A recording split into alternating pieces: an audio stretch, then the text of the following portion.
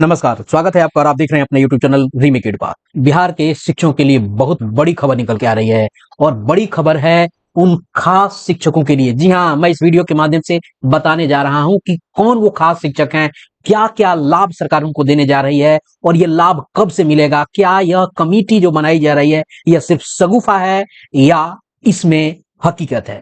कितना हकीकत है, कितना अफसाना है, किस आधार पे ये सारी चीजें की जा रही हैं। तो चलिए वीडियो को शुरू करते हैं और उन सारी बातों की जानकारी देंगे। और यह भी मैं आपको बताते चलूं कि अभी ये चौथे सक्षमता परीक्षा की डुगडुगी बज चुकी है, तो क्या भरना जरूरी है? जी हाँ, जरूरी शब्द मैं यहाँ इस्तेमाल कर रहा हूं। क्यों जरूरी है? रिजल्ट चूंकि तीसरे का बहुत खराब हुआ है, तो क्या आपको जाना चाहिए? क्यों जाना चाहिए? क्यों जरूरी है आपसी वरीयता? जी हाँ, आपसी वरीयता। ये आपसी वरीयता क्या है? क्या इस पत्र से नियोजित शिक्षकों को लाभ मिलने जा रहा है? पत्र तो आपने पढ़ लिया होगा। क्या नियोजित शिक्षकों को लाभ मिलने जा रहा है? क्या प्रधान शिक्षकों का वेतन 30,500 होगा या जो प्रधानाध्यापक का जो वेतन पहले से निर्धारित किया गया था 2021 में, क्या वही होगा? जी नहीं।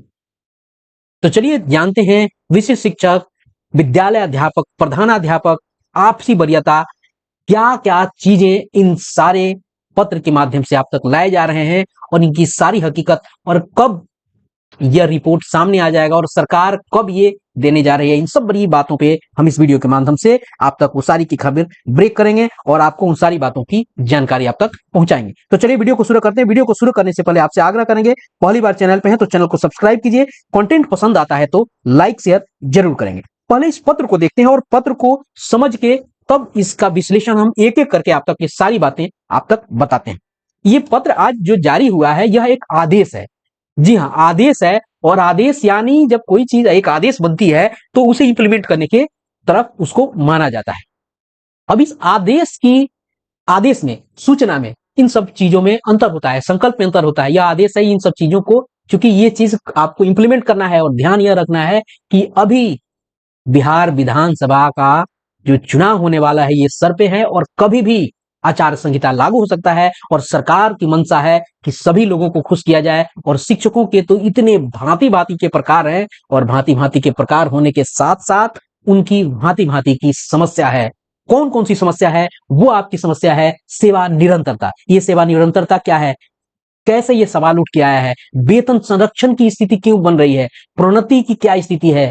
वेतन विसंगति का क्या मामला है? आपसी वरीयता क्या चीज है? इन सब पे इस वीडियो के माध्यम से हम आप तक चर्चा करने जा रहे हैं और इस सारी बातों को आप तक विस्तार से बताएंगे। तो चलिए देखते हैं। और ये पत्र है आपका जो है 2558 आदेश है 9/9/2025, यानी आज ये जारी किया गया है। पहले इसको देखते चलते हैं। वर्तमान में शिक्षा विभाग के अंतर्गत स्थानीय निकाय शिक्षक, ध्यान रखिएगा, स्थानीय निकाय शिक्षक किसको? नियोजित शिक्षक। तो इसको इस तरीके से नहीं पढ़ लेना है कि यहाँ नियोजित शिक्षकों के लाभ की बात कही जा रही है। यहाँ कहा जा रहा है कि शिक्षा विभाग के अंतर्गत स्थानीय निकाय शिक्षक, विशिष्ट शिक्षक, बिहार लोक सेवा आयोग द्वारा विद्यालय अध्यापक, प्रधान शिक्षक और प्रधानाध्यापकों के पद पर अलग अलग संवर्ग में नियुक्त किए गए हैं। यहाँ कहा जा रहा है कि स्थानीय निकाय के जो शिक्षक हैं वो विशिष्ट शिक्षक, विद्यालय अध्यापक, प्रधान शिक्षक, प्रधानाध्यापकों के पदों पर अलग अलग संवर्ग में नियुक्त किए गए। यह ध्यान रखने की जरूरत है। ऐसा नहीं है कि यहाँ नियोजित की बात की जा रही है। यहाँ कही जा रही है कि वो नियोजित शिक्षक जो आपको विशिष्ट शिक्षक वही बने हैं। कैसे बने हैं? सक्षमता परीक्षा पास करके बने हैं। विद्यालय अध्यापक, जी हाँ, विद्यालय अध्यापक क्योंकि एक अलग संवर्ग वो आया है, यहाँ उनकी बात की जा रही है जो पहले नियोजित थे और बाद में विद्यालय अध्यापक हुए हैं, न कि जिनकी बहाली फ्रेश हुई है। उनकी बहाली फ्रेश, उनके वेतन विसंगति और उनकी सेवा निरंतरता का मामला तो बनता ही नहीं है, क्योंकि वो 25,000, 28,000 और 32,000 वाली स्थिति में बन रहे हैं, 31 और 32 की स्थिति में जा रहे हैं। विसंगति किसकी बन रही है? वो नियोजित शिक्षकों की बन रही है जो विशिष्ट शिक्षक और विद्यालय अध्यापक, प्रधान शिक्षक और प्रधानाध्यापक के में आपको नियुक्त किए गए हैं। तो इस आपको सेंटेंस को ढंग से पढ़ने की जरूरत है। ऐसा नहीं है कि इस लाइन को इसको कहा जा रहा है, कहा यह जा रहा है कि ये नियोजित शिक्षक, ये जो सारी चीजें जिन पदों पे अलग अलग बने हैं, अब आगे कहा जा रहा है कि स्थानीय निकाय शिक्षक सक्षमता परीक्षा उत्तीर्ण होने के पश्चात विशिष्ट शिक्षक का दर्जा प्राप्त कर चुके हैं। ऑब्वियस है, हम सब जानते हैं कि सक्षमता 1, 2, 3 अभी हाल ही में उसका रिजल्ट भी आया है, विशिष्ट शिक्षक बने हैं। अब आगे है कि विभिन्न संवर्ग के शिक्षकों का अन्य संवर्ग में नियुक्त होने पर उनकी सेवा की निरंतरता अब पहले इसको समझने की जरूरत है। कहा जा रहा है कि विभिन्न संवर्ग के शिक्षकों के अन्य संवर्ग में नियुक्त होने पर उनकी सेवा निरंतरता। पहले इसको ही समझने की, एक व्यक्ति जो पहले आपको नियोजित था, एक व्यक्ति जो पहले स्थानीय निकाय का शिक्षक था, नियोजित था, यह व्यक्ति अलग अलग जगह गया। कहां गया है? यह व्यक्ति एक संवर्ग में चला गया, विशिष्ट बन गया। यह व्यक्ति यही नियोजित आपको विद्यालय अध्यापक बन गया, अध्यापक बन गया। यही व्यक्ति प्रधान शिक्षक बन गया, यही नियोजित शिक्षक आपको प्रधानाध्यापक बन गया। यानी एक ये नियोजित संवर्ग का व्यक्ति आपको 2003 से कार्य करते हुए, 2006 से कार्य करते हुए, 2010 से कार्य करते हुए, 2011 से 13 से कार्य करते हुए, 2014 से कार्य करते हुए आ रहा है। लेकिन विशिष्ट शिक्षक बना कब? ये विशिष्ट शिक्षक बना आपको 2025 से बना। यानी पिछले उसके सारे कामों का, यानी पिछले संवर्ग से अभी तक जो जितनी भी उसकी सेवा है, कहां उसको आप साइडलाइन कर देंगे। इसी के लिए कही गई है कि ये नियोजित वाले संवर्ग से के व्यक्ति विशिष्ट बन गए, अलग अलग कोटि में बने हैं, विद्यालय अध्यापक बने हैं, आपको प्रधान शिक्षक बने हैं, प्रधान अध्यापक बने हैं। और नियोजित तो विद्यालय अध्यापक में कुछ नियोजित 105 में गए हैं, 6 से 8 में गए हैं, 9 10th में गए हैं, 11 12th में गए हैं। यानी यही बात कही जा रही है कि आपको विभिन्न संवर्ग के शिक्षकों का अन्य संवर्ग में नियुक्त होने पर उसकी सेवा निरंतरता, यही बात मैंने बताई कि एक विशिष्ट शिक्षक को ही उठा लिया जाए, प्रधान शिक्षक को, प्रधानाध्यापक को ही उठा लिया जाए। एक व्यक्ति जो है वो 2003 से कार्य करता आ रहा है और 2025 में विशिष्ट शिक्षक बनता है। 2025 में एक व्यक्ति प्रधान शिक्षक बनता है, एक व्यक्ति आपको 2025 में प्रधानाध्यापक बनता है। यानी 2003 एक उदाहरण स्वरूप मान लेते हैं, कुछ लोग 2014 में भी आए हैं, मान लीजिए 2014 को भी यहां लिया जाए तो 11 वर्ष की क्या उसकी सेवा की कोई महत्व तो नहीं है। 2003 से 2025 में आया, क्या उसके 22 वर्ष की सेवा की कोई महत्व नहीं है, उसकी कोई महत्ता नहीं है। तो सरकार इसमें गंभीर हुआ है। और इस सेवा निरंतरता से आपको लाभ क्या होगा? ये बात ऐसे ही नहीं आई है, आगे कहा गया है कि संगठन ने मांग किया है। संगठन ने मांग तो किया ही है, विधान परिषद में इस पे लंबा चौड़ा बहस हुआ है। वीडियो में प्रयास करूंगा कि वो आपको बहस भी दिखाई जाए, जिसमें विधान परिषद के उपाध्यक्ष ने ये बात कही भी थी कि इसको लागू किया जाए। तो सेवा निरंतरता की बात आपको यही मैंने बताई कि उनकी सेवा की निरंतरता। वेतन संरक्षण, जी हाँ, एक नियोजित शिक्षक, ध्यान रखिएगा, सारा का सारा आपको फोकस इस उन नियोजित शिक्षकों पे है जिनका संवर्ग बदल गया है, न कि जो नियोजित शिक्षक हैं। इसलिए मैं आपको मजबूती से कह रहा हूं, आग्रह के रूप में कह रहा हूं कि साहब अगर आप नियोजित शिक्षक हैं तो विशिष्ट शिक्षक जरूर बनिए, क्योंकि ये जो सारे लाभ देने की बात जो कही जा रही है, जैसे सेवा निरंतरता की बात, वेतन संरक्षण पे अभी हम बात चर्चा कर ही रहे हैं, उन्हीं को दिया जा रहा है जो नियोजित शिक्षक अपना संवर्ग बदल चुके हैं, न कि वो नियोजित शिक्षक को। तो आप सक्षमता 3 में अगर असफलता मिली है तो 4 को दीजिए, 5 को दीजिए जरूर। अब वेतन संरक्षण की बात, मान लीजिए कि आप नियोजित शिक्षक हैं, आपको वेतन मिल रहा है आज 28,000 रुपए। तो अगर आप विशिष्ट शिक्षक बनते हैं और उस संवर्ग में जाते हैं, उस कोटि में जाते हैं, संवर्ग तो बदल जाएगा, उसी कोटि में जाते हैं, तो किसी भी स्थिति में 28,000 से आपको कम नहीं मिलेगा। बहुत ऐसे नियोजित शिक्षक हैं जो 1 से 5 में हैं और 32-33,000 उनको वेतन मिल रहा है। तो जब फिक्सेशन होगा तो किसी भी स्थिति में उनका 33,000 से वेतन कम नहीं होगा, यानी वेतन संरक्षण मिलेगा, पे प्रोटेक्शन मिलेगा, जितना मिल रहा है उससे कम नहीं मिलेगा। यही कहानी, और सारा कहानी मिलेगा किसको? स्थानीय निकाय से बदलकर कोटि बदले हुए, संवर्ग बदले हुए शिक्षक को। प्रोन्नति, जी हाँ, प्रोन्नति का मामला आ रहा है 8 साल, 12 साल और उसके पहले जो 5 साल आपको जितने ग्रेजुएट लेवल के टीचर्स थे उनको प्रधानाध्यापक की भी बात हो रही थी, टीईटी से जो पास होके आए थे, इन पे सरकार जरूर विचार की होगी और कर रही है।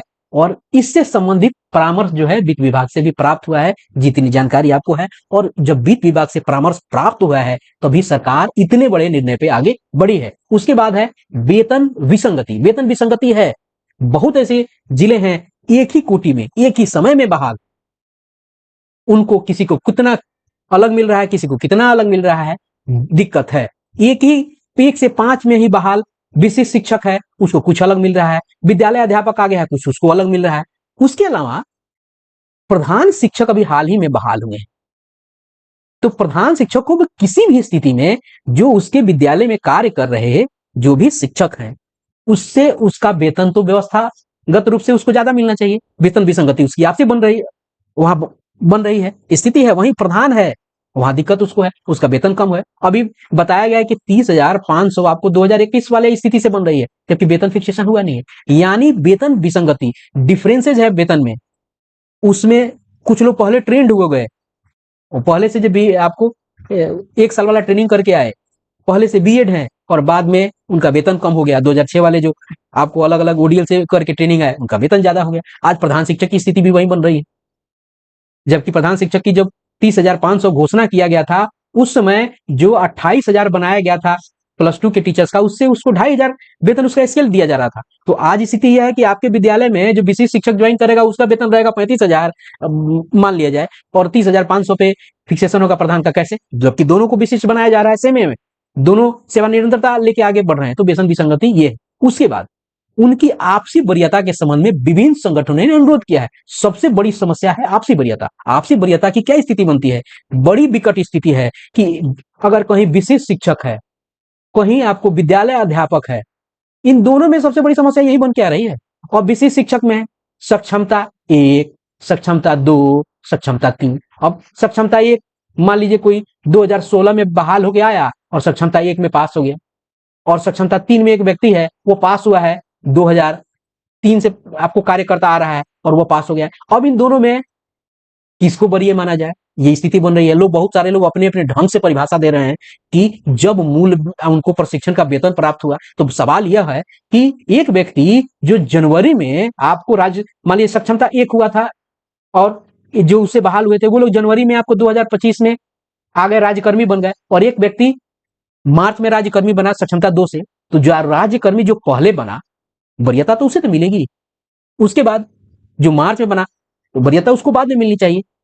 लेकिन जो सक्षमता के लिए जो बनाया गया था नियम और सेवा शर्त बनाया गया, उसमें कहा गया था, एक लाइन लिख दिया गया था कि उनके प्रशिक्षण के वेतन प्राप्त करने से, वहां ये नहीं कहा गया था कि आपसी वरीयता, कि सक्षमता 1 में जितने लोग पास होंगे उनकी आपसी वरीयता निर्धारित की जाएगी उनके प्रशिक्षण से। वहां बस सीधा लिख दिया गया। तो वहां दिक्कत हो रही है। बहुत सारे विशिष्ट शिक्षक हैं जो 2003 से काम कर रहे हैं और अभी सक्षमता पास करके विशिष्ट बने हैं, और विद्यालय अध्यापक आ गए हैं बीपीएससी से, टीआरई से, और वहां कही जा रही है कि वो आपको वरीय हो जाएंगे।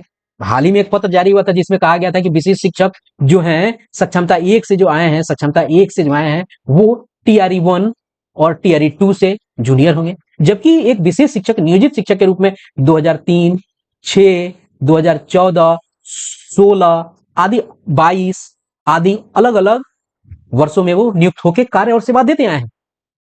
तो वरीयता एक बड़ा सवाल है, वरीयता पे। तो इन सारी बातों पे आपको यह जो कमेटी है, आपको उस पर चर्चा करेगी। और चूंकि इस पे कमेटी इसलिए बनाए गए, देखिए सबसे ज्यादा इसमें इन्वॉल्व है वित्त, पैसा, ये पैसा यहाँ इन्वॉल्व है। तो वित्त विभाग से इस पे आपको परामर्श हो गया है कि आप इस पे काम कीजिए, आगे किया जाएगा, और वेतन संरक्षण, वेतन निरंतरता का मिल जाएगा। तो सरकार बहुत जल्दी यूपीएस लेने को आपको उस पर निर्णय लेने जा रहे हैं। यूपीएस यूनिफाइड आपको पेंशन स्कीम है, उसको लेने जा रही है। उसमें कहा गया है कि 25 साल अगर आपकी सेवा है तो 50% आपका पेंशन बनेगा। तो जैसे सेवा निरंतरता मिल जाएगा, तो आज 2025 में एक शिक्षक ज्वाइन किया है, अगर उसको सेवा निरंतरता मिल जाता है 2003 से, तो यही उसको यही 22 साल वही मिल गया।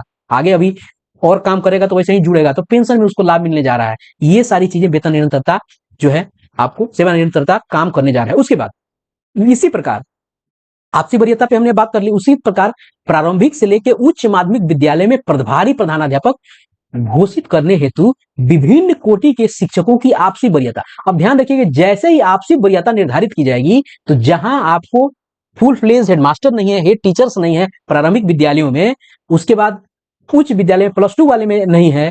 प्रारंभिक का मतलब क्या हुआ? 6 to 8। और यहाँ 11 12 वाले में यहाँ किसको बनाया जाए प्रधानाध्यापक? कौन प्रभारी प्रधानाध्यापक? अगर वहां कोई नियुक्त नहीं होता है, कैसे बनाया जाए? यहाँ एक दरवाजा यह भी खुल रहा है कि कौन हो जाएगा आगे बनके। क्या प्रधान शिक्षक की सेवा अगर मानी जाए कि वो स्नातक हैं, तो उनको आगे प्रमोट कर दिया जाए। यहां भी रास्ता वो बन रहा है कि स्नातक शिक्षक अगर बहाल है प्रधान शिक्षक में, तो क्या उनको प्रभार दिया जा सकता है 6 to 8 का? क्या जो +2 के टीचर्स हैं, अगर वो हेडमास्टर बहाल होकर आए हैं, तो क्या उनको यहां दिया जा सकता है? इन सब पे चर्चा की जाएगी। उनकी वरीयता निर्धारण के बारे में की जाएगी। सरकार इस पे बहुत गंभीर है। आगे कहा गया कि उपरी समस्याओं के निराकरण हेतु विभाग को प्रतिवेदन समर्पित करने हेतु निम्न वत पदाधिकारियों का एक विभागीय समिति का गठन किया जाता है। समिति एक पक्ष के अंदर अपना प्रतिवेदन विभाग को देगी। बड़ी बात है कि ये आज 9 तारीख है और यह जो प्रतिवेदन आपको है इस महीने के लास्ट में, यूं कहें कि 25 से लेके 24, 25, 26 सितंबर के बीच में ये अपनी सिफारिश दे देगी। और जैसे ये सिफारिश दे दी, सरकार उस पर काम करेगी। क्योंकि इस कमेटी में आपको अलग अलग विभाग से लोग रखे गए हैं। प्राथमिक शिक्षा निदेशक रखे गए हैं, माध्यमिक शिक्षा के उप निदेशक रखे गए हैं। ध्यान रखिएगा जी, श्री संजय कुमार सिंह जो आंतरिक वित्तीय सलाहकार हैं शिक्षा विभाग को, उनको भी रखा गया है। एक वित्तीय सलाहकार को रखा गया है जो शिक्षा विभाग का कहीं ना कहीं तो मामला बनता है। योगेश कुमार जिला शिक्षा पदाधिकारी गोपालगंज, इनके पत्र आप देखते होंगे बहुत टू द पॉइंट और बड़ी सटीक चीजें होती हैं।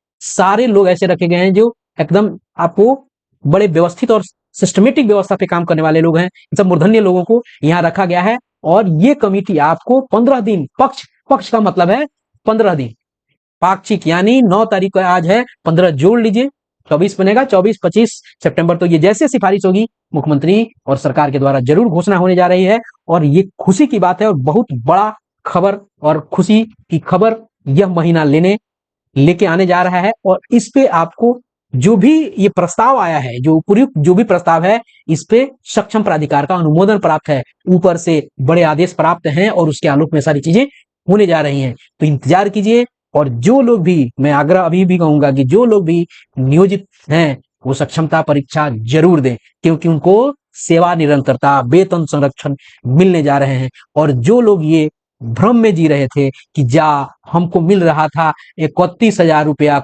कुछ, अब हमको मिल रहा है 25,000, तो ये डिफरेंस है, ये आपको एरियर के रूप में भी मिलेगा। फिक्सेशन हो जाएगा, वरीयता का निर्धारण हो जाएगा। बहुत ऐसे विद्यालय हैं जहां आज भी नियोजित प्रभारी बने हुए हैं और लोगों से नियोजित शिक्षक जो हैं प्रभारी बने हुए हैं, उनसे सीनियर बने हुए हैं। इन सारे चीजों का पटाक्षेप जल्दी होने जा रहा है। तो इस वीडियो में इतना ही, मिलते हैं जल्दी नए कंटेंट और नई इंफॉर्मेशन के साथ। अगर आपको मेरा विश्लेषण पसंद आया तो लाइक शेयर जरूर कीजिए। अपना ख्याल रखिए। जय हिंद।